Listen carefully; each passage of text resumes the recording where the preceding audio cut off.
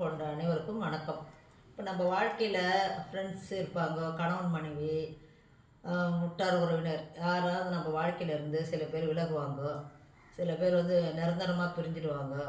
இருந்தாலும் நம்மளுக்கு மனசு கஷ்டப்படும். அப்போ நம்ம உக்காந்து தனியாக உக்காந்து யோசிக்கணும், ஏன் இதனால் இந்த பிரச்சனை வந்தது, எதுக்காக அப்படின்ட்டு.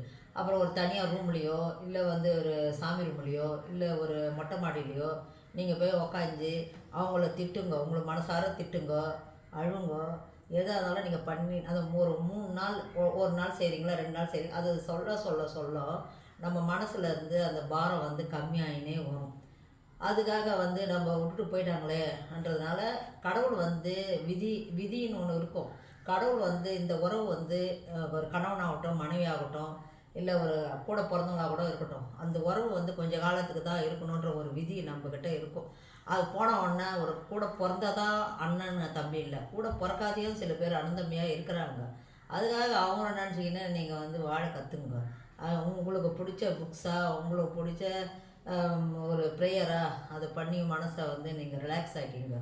அதுக்காக போனதே நினச்சிக்கின்னு அதுவே நீங்கள் உங்கள் வாழ்க்கையை நினச்சினே இருந்தீங்கன்னா உங்களுக்கு மனசும் கேணும், உங்களுக்கு மன அழுத்தமும் அதிகமாகும். அதுக்காக வாழ்க்கை ஒரு வட்டம், அதை நீங்கள் வாழ்ந்து தான் ஆகணும். உங்களுக்காக வாழ்னாலும் உங்கள் பிள்ளைங்களாம் இருக்கும், உங்கள் பிள்ளைங்களுக்காக நீங்கள் வாழ்ந்து தான் ஆகணும். நீங்கள் கொஞ்சம் கொஞ்சமாக நீங்கள் மாற்றி நீங்கள் பண்ணிங்கனாவே உங்கள் மனசில் இருக்கிற அழுக்கெல்லாம் போயிட்டு உங்கள் மனசில் நல்ல எண்ணம் கடவுள் உங்களுக்கு நல்ல ஒரு ஆசீர்வாதம் பண்ணுவார். நன்றி, வணக்கம்.